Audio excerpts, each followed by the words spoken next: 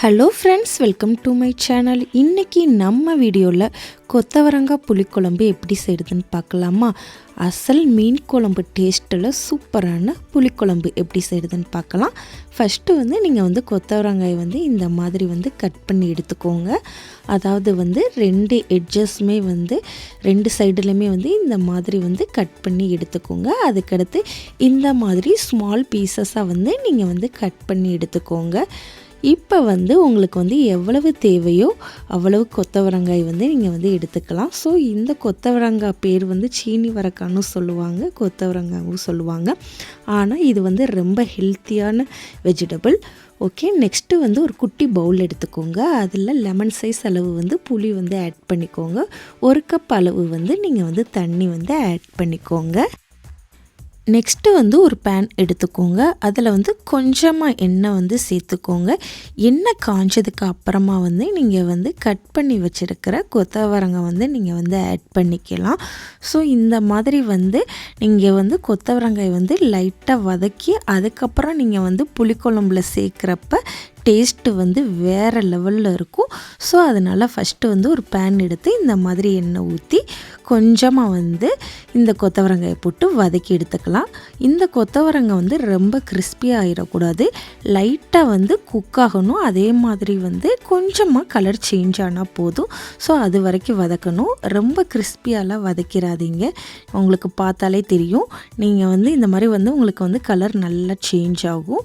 நீங்கள் அடுப்பை ரொம்ப லோ ஃப்ளேமில் வச்சு வதக்குங்க. நம்ம வெண்டைக்காய் குழம்பு அதுக்கெல்லாம் வதக்கி வைப்போம்ல, ஸோ அந்த அளவுக்கு தான். நீங்கள் ரொம்ப கலர்லாம் பிளாக் கலராக மாறக்கூடாது. லைட்டாக இந்த மாதிரி கலர் சேஞ்ச் ஆகிற வரைக்கும் நீங்கள் வதக்குனா போதும். நல்லா உங்களுக்கு பார்த்தாலே தெரியுது, நல்லா குக்காக இருக்கும், வதங்கி இருக்கும். இதை அப்படியே இப்போ ஒரு பவுலில் மாற்றிடலாம். நெக்ஸ்ட்டு அதே பேன் எடுத்துக்கோங்க. நல்லா புளிக்குழம்பு வைக்கிறதுக்கு தேவையான அளவு நீங்கள் எண்ணெய் ஆட் பண்ணிக்கோங்க. இப்போ ஒரு டீஸ்பூன் அளவு கடுகு உளுந்து ஆட் பண்ணிக்கோங்க. இப்போ கடுகு உளுந்து வெடித்ததுக்கு அப்புறமா நம்ம வெந்தயம் ஆட் பண்ணிக்கோங்க. வெந்தயம் ரொம்பவே சூப்பராக இருக்கும் இந்த குழம்புக்கு. ஸோ ஒரு ஹாஃப் டீஸ்பூன் அளவு நீங்கள் வெந்தயம் ஆட் பண்ணிக்கோங்க. இந்த புளிக்குழம்புக்கு வெந்தயம் நல்ல ஃப்ளேவராக இருக்கும். ஸோ வெந்தயம் ஆட் பண்ணிக்கோங்க. இப்போ ஒரே ஒரு பச்சை மிளகாய் கட் பண்ணி வச்சுருக்கிறத ஆட் பண்ணிக்கோங்க. இப்போ நல்லா உங்களுக்கு ஒரு ஃப்ளேவர் கிடைக்கும். ஸோ இப்போ நம்ம வெங்காயம் கட் பண்ணி வச்சுருக்கிறத ஆட் பண்ணிக்கலாம். இப்போ வெங்காயத்தையும் நீங்கள் நல்லா வதக்கிடுங்க.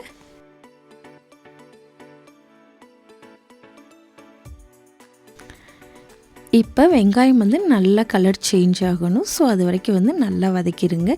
இப்போ நீங்கள் கட் பண்ணி வச்சுருக்கிற தக்காளி ஆட் பண்ணிக்கோங்க. ஒரே ஒரு தக்காளி ஆட் பண்ணால் போதும். ஏன்னா நம்ம புளி வேறு ஆட் பண்ணுவோம். ஸோ அதனால் ஒரே ஒரு தக்காளி ஆட் பண்ணிக்கோங்க. இப்போ தக்காளி நல்லா மசியணும். ஸோ அது வரைக்கும் குக் பண்ணணும். இப்போ அரை டீஸ்பூன் அளவு மஞ்சள் தூள் சேர்த்துக்கோங்க. உங்களுக்கு தேவையான அளவு நீங்கள் உப்பு ஆட் பண்ணிக்கோங்க. இப்போ நல்லா வதக்கிடுங்க. நான் சொன்ன மாதிரியே தான் தக்காளி வெங்காயம் சேர்ந்து நல்லா வதங்கணும். உங்களுக்கு நல்லா வதங்கினா தான் குழம்பு சூப்பராக இருக்கும். ஸோ அது வரைக்கும் நல்லா நீங்கள் வதக்கி வச்சுருங்க. இப்போ நம்ம ஏற்கனவே நம்ம கொத்தவரங்காயை ஃப்ரை பண்ணி வச்சுருக்கோம்ல, அதையே ஆட் பண்ணணும். ஸோ அதுக்கு முன்னாடி ஒரு ஸ்பூன் அளவு ஆச்சி குழம்பு மிளகாய்த்தூள், அதுக்கப்புறமா ஒரு டீஸ்பூன் அளவு மல்லித்தூள் ஆட் பண்ணிக்கோங்க. நம்ம ஏற்கனவே வதக்கி வச்சுருக்கிற கொத்தவரங்காயும் ஆட் பண்ணிக்கோங்க. இப்போ நல்லா வதக்கணும். ஸோ இப்போ அந்த மசாலாவும் கொத்தவரங்காயும் நல்லா மிக்ஸ் ஆகணும். ஸோ ஒரு 5 மினிட்ஸ் இல்லைன்னா 10 மினிட்ஸ் அளவுக்கு ரொம்ப அடுப்பை லோ ஃப்ளேமில் வச்சு நல்லா வதக்குங்க. இல்லைன்னா மசாலாலாம் நம்ம ஆட் பண்ணியிருக்கிறனால ஒட்டும். ஸோ அதனால் நீங்கள் ரொம்ப கம்மியான தீயில் வச்சு நீங்கள் நல்லா இந்த மாதிரி வதக்குங்க. உங்களுக்கு அந்த மசாலா அந்த கொத்தவரங்காயில் நல்லா மிக்ஸ் ஆகணும். ஸோ அது வரைக்கும் இப்போ நீங்கள் வதக்குனதுக்கு அப்புறமா நம்ம ஏற்கனவே புளி ஊற போட்டுருப்போம்ல, அந்த தண்ணியை இதில் ஊற்றிக்கோங்க. நல்லா புளி தண்ணி மட்டும் எடுத்து இப்போ இந்த குழம்புல ஆட் பண்ணிக்கோங்க. இப்போ நல்லா மிக்ஸ் பண்ணிடுங்க. இந்த குழம்பு ரொம்ப தண்ணியாக இருக்கக்கூடாது, நல்லாவே திக்காக இருக்கணும். அப்போ தான் குழம்பு சூப்பராக இருக்கும். இப்போ புளித்தண்ணி மட்டும்தான் ஆட் பண்ணியிருக்கோம். ஸோ நம்ம எவ்வளோ புளித்தண்ணி ஆட் பண்ணியிருக்கோமோ அந்த அளவுக்கு வெறும் தண்ணியும் நீங்கள் ஆட் பண்ணிக்கோங்க. ஆட் பண்ணிவிட்டு லைட்டாக இந்த மாதிரி வந்து நீங்கள் வந்து மிக்ஸ் பண்ணிக்கோங்க. அவ்வளோதான், ரொம்பலாம் தண்ணி ஊற்றணும்னு தேவையில்லை. நம்ம தேங்காய் பால் எதுவுமே வந்து ஆட் பண்ண மாட்டோம். இப்போ வந்து மூடி வச்சுடுங்க. நல்லா மீடியம் ஃப்ளேமில் வந்து 20 மினிட்ஸ் வந்து குக் பண்ணிடுங்க. நல்லா வந்து குழம்பு கொதிக்க ஆரம்பிச்சிடும். கொதிக்க ஆரம்பித்ததுக்கப்புறம் 20 மினிட்ஸ்க்கு அப்புறம் வந்து நீங்கள் ஓப்பன் பண்ணி பார்த்தீங்கன்னா ரொம்ப ஜம்முன்னு சூப்பராக இருக்கும் புளிக்குழம்பு. இப்போ வந்து லைட்டாக மிக்ஸ் பண்ணிடுங்க. நம்ம ரொம்ப ரொம்ப சிம்பிளாக ஈஸியாக வந்து இந்த கொத்தவரங்காய் புளிக்குழம்பு வந்து நம்ம ரெடி பண்ணிட்டோம். இப்போ வந்து ஃபைனலாக வந்து நம்ம வந்து நல்லெண்ணெய் வந்து ஆட் பண்ணிக்கோங்க. கொஞ்சமாக வந்து நல்லெண்ணெய் வந்து ஆட் பண்ணிக்கோங்க. அதுக்கப்புறமா வந்து மல்லி இலை வந்து ஆட் பண்ணிக்கோங்க, 1 டீஸ்பூன் அளவு. இப்போ அதையும் சேர்த்து நல்லா மிக்ஸ் பண்ணிடுங்க. இப்போ வந்து ஒரு 5 மினிட்ஸ் வந்து நல்லா சிம்மில் வச்சுருங்க. நல்லா எண்ணெய் பிரியணும்.